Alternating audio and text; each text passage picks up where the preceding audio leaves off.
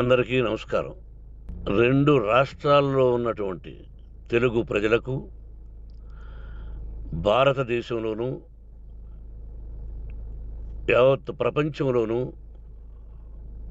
ఉన్నటువంటి తెలుగు, మిగతా భాషలలోని అభిమానులకు, నా శ్రేయోభిలాషులకు, ఆత్మీయులకు, ప్రజా ప్రతినిధులకు, 2 రాష్ట్రాల ముఖ్యమంత్రులకు, మీడియా ప్రతినిధులకు నా హృదయపూర్వక నమస్కారాలు. గత 4 రోజులుగా ఏవేమి జరుగుతున్నదని అందరికీ తెలుసు. ముఖ్యమంత్రులు కూడా తెలిసుంటుంది. ఎందుకంటే వాళ్ళు ఎన్నో సమస్యలతో తలమునకలై ఉంటారు. కానీ ఎవరో ఆయన పర్సనల్ సెక్రటరీస్ చెప్పుండొచ్చు. నా హృదయంలో ఉండే ఆవేదన ఏమిటంటే కుటుంబ సమస్య. కుటుంబ సమస్యల్లో ఎవరైనా పర్మిషన్ లేకుండా ఇతరులు జోక్యం చేసుకోవచ్చా? మీరే ఆలోచించండి. 100కి 100% అనాల్సిన అవసరం లేదు. కనీసం 95-99% కుటుంబ సమస్యలు ఉంటూ ఉంటాయి. అంటే మేమంతా నటులం కాబట్టి మా విషయాలు, పాపులర్గా ఉన్నటువంటి రాజకీయ నాయకుల విషయాలు, కొంతమంది ఉన్నవి లేనివి, లేనివి ఉన్నవి చెబుతూ ఉంటారు. చెప్పేవాడు కూడా ఆలోచించాలి, వాళ్ళ మనసులు, వాళ్ళ కుటుంబ సమస్యలు అని. ఇదంతా ప్రజలకు తెలుసు. కానీ ఎందుకులే మన పనులు మనం చేసుకుందాం అని అందరూ సైలెంట్గా ఉన్నారు. ఇప్పుడు ప్రజలకు కూడా, కొంతమంది రాజకీయ నాయకులు కూడా ఆలోచించుకోవాల్సిన విషయం. విజువల్స్ చూడండి, టీవీల్లో వస్తున్నాయి, సోషల్ మీడియాలో వస్తుంది. రాత్రి 8 గంటలకు గేటు తోసుకుని నా బిడ్డ మనోజ్ కుమార్ వచ్చాడు. అది రైటా రాంగా పర్సనల్ విషయం, తర్వాత మాడుకోవచ్చు. పత్రికాధిపతులు, అది పత్రికా సోదరులు 4 రోజుల నుంచి నా ఇంటి ముందు మనుషులను పెట్టుకుని, వ్యాన్లు పెట్టుకొని అలా ఉండడం ఎంతవరకు న్యాయం?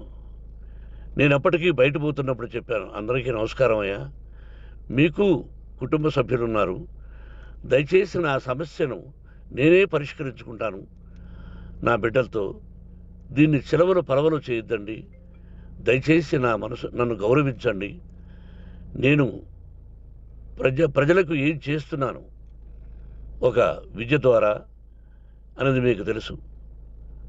నటుడిగా మీ అందరికీ తెలుసు. ఒక రాజ్యసభ సభ్యుడిగా మీకు తెలుసు. ఎంత క్లీన్ చిట్టుతో వచ్చానో రాజ్యసభ సభ్యుడిగా. నా హృదయంలో ఉండే ఆవేదన చెప్పనలవే కాదు, మీకే చెప్పాలి.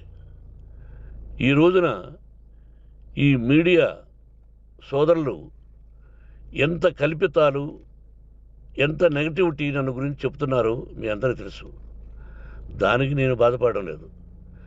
మీరు ముఖ్యంగా తెలుసుకోవాల్సింది, రాత్రుల్లో గేటు తోసుకుని, గేటు పగలగొట్టి పర్మిషన్ లేకుండా ఎవరైనా రావచ్చా? మీరే చెప్పండి.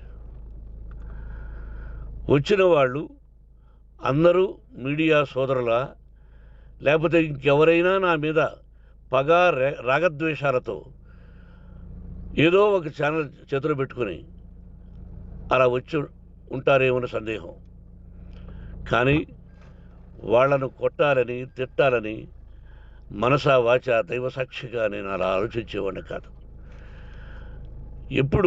ఎందుకు? వాళ్ళు ఉద్యోగస్తులు, నేను కూడా ఉద్యోగస్తునే, అందరూ కూలివాళ్ళం. భగవంతుడు ఇస్తుంటాడు మనకు కూలి. ఎవరికి ఏమిటి అనేది ఆయన నిర్ణయిస్తాడు. ఇది మీ అందరికీ తెలుసు. వాళ్లకు నేను చెప్పినా వినకుండా ముందు నమస్కారం పెట్టాను.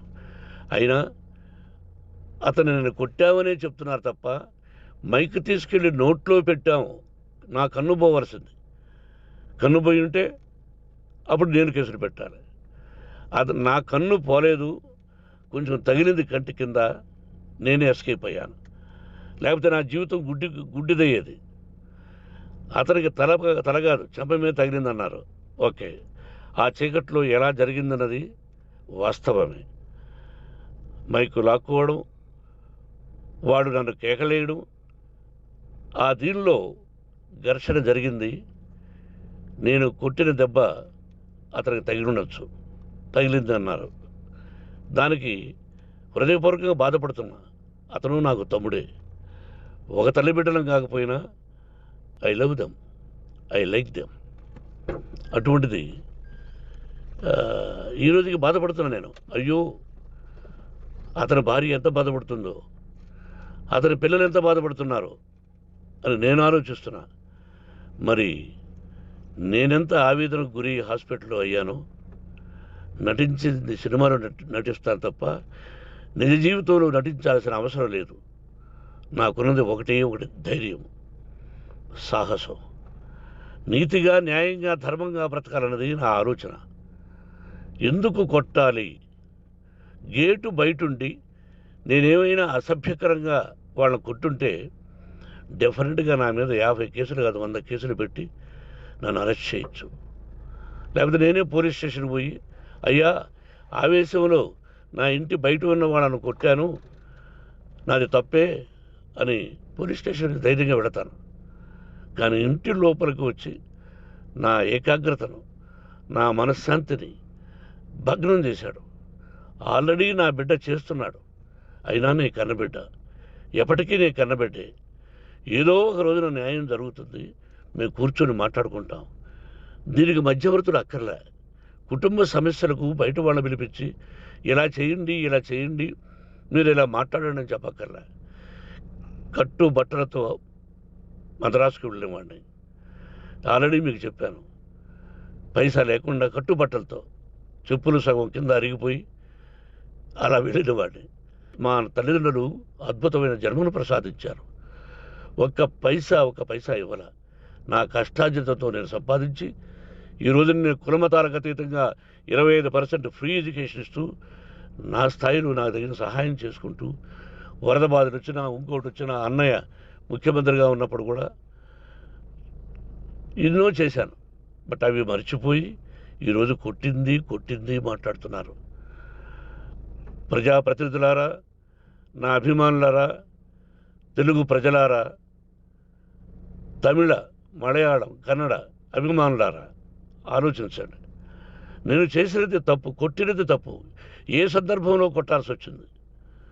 మీ ఇంటికి దూరితే ఒప్పుకుంటారా? మీ ఏకాగ్రతను భగ్నం చేస్తే ఒప్పుకుంటారా? మీరే ఆలోచించండి. న్యాయాధిపతులు కానీ, ప్రజాప్రతినిధులు కానీ, అభిమానులు కానీ, వ్యాపారస్తులు కానీ, ఇదే మీడియా ప్రతినిధులు కూడా వాళ్ళ ఇళ్ళలోకి ఎవరైనా దూరి, ఏయ్ మన గురించి ఇలా రాశావు అని ఆ ఇళ్ళల్లోకి ఒక 10 మంది వెళితే వాళ్ళు దండం పెట్టి పంపిస్తారా? ఏం చేస్తారు చెప్పండి? మీకు టీవీలు ఉన్నాయి, మాకు టీవీలు లేవు. నేను కూడా రేపు టీవీ పెట్టచ్చు. అది కాదు గొప్ప. నా హృదయపూర్వకంగా చెప్తున్నా, అతని మనసును బాధ పెట్టినా, అతను గాయమైన దానికి చాలా చింతిస్తున్నాను. చింతించే లాభం ఏమిటండి అంటే, మరి ఏం చేయాలి? మీరు చేసిందేంటి? మళ్ళీ చెప్తున్నా, అసలు అతను నిజంగా జర్నలిస్టా కాదా అని ఆ చీకట్లో నాకు ఎలా తెలుస్తుంది? టీవీ 9 అని నాకు ఎలా తెలుస్తుంది? ఏదో ఒక కంటి మీదకి ఒక మైక్ వచ్చింది, దానికి అబక్కం లాక్కున్నాను. ఇది వాస్తవమే, అసత్యం కాదు. అది టీవీ 9, ఆ టీవీ 9 మైక్నే లాక్కోవాలి. అది ఏంటండి? నేనేమన్నా మూర్ఖుడినా? వాళ్ళందరూ నాకు కావలసిన వాళ్ళే. ఈ రోజున ఆ రజనీకాంత్, అతను కూడా ఎన్నో ఫోన్లు నేను చాలా సందర్భాల్లో మాట్లాడున్నాను. ఇట్స్ లైక్ మై సన్నా, లేకపోతే బ్రదరా,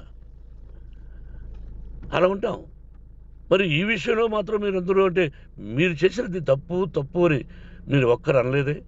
కానీ జర్నలిస్టు సోదరులు, ఒక ఆడపడుచు, దాదాపు ఒక 5-6 మంది ఆడపడుచులు, ఒక 5-6 మంది సోదరులు, వాళ్ళందరూ మాట్లాడారు. కొట్టడం తప్పైనా ఏ సందర్భంలో కొట్టవలసి వచ్చింది, ఇవన్నీ క్లియర్గా మాట్లాడారు. ఆయన్ని మీరు చెప్పరు. కాబట్టి పైన భగవంతుడు చూస్తున్నాడు. పోలీస్ అంటే నాకు ఇష్టం. ప్రజలను కాపాడవలసిన బాధ్యత వాళ్ళది, రక్షణ కల్పించవలసింది. నా విద్యాలయానికి కూడా ఐపీఎస్లు ఐఏఎస్లు అయిన విద్యార్థులు ఉన్నారు. వాళ్ళకు న్యాయం ధర్మం నేర్పించి పంపించాను నా ఇన్స్టిట్యూషన్లో. But they are perfect. కొంతమంది ఐపీఎస్లు ఐఏఎస్లు డీసీపీలు ఇలా చాలామంది ఉన్నారు. బట్ ఎక్కడెక్కడో పనిచేస్తున్నారు. వాడు నా బిడ్డలు, మరి వాళ్ళు కూడా పోలీసు ఉద్యోగస్తులే కదా, న్యాయంగా ఉన్నారు కదా. కానీ ఇక్కడ మాత్రం ఏకపక్ష నిర్ణయం ఏమి చేస్తున్నారో మీరే ప్రజలారా చూడండి, ఆలోచించండి. నేను న్యాయమా అన్యాయమా, నేను చేసింది న్యాయమా అన్యాయమా మీరే ఆలోచించండి. నా ఇంటికి తలుపులు బద్దలు కొట్టి రావడం న్యాయమా? మీరే చెప్పండి. ఎల్లప్పుడూ మీ ఆశీస్సులు కోరుకునే మీ మోహన్ బాబు. నమస్కారం. For more videos, subscribe to BCN channel. గంట మర్చిపోకండి, కొట్టేసేయండి. Please subscribe BCN channel. Please subscribe BCN channel. ఇందులో మీకు కావాల్సిన అన్ని రకాల హంగులు ఉంటాయి. Hi, this is MM Sri Lanka. Please subscribe to BCN channel.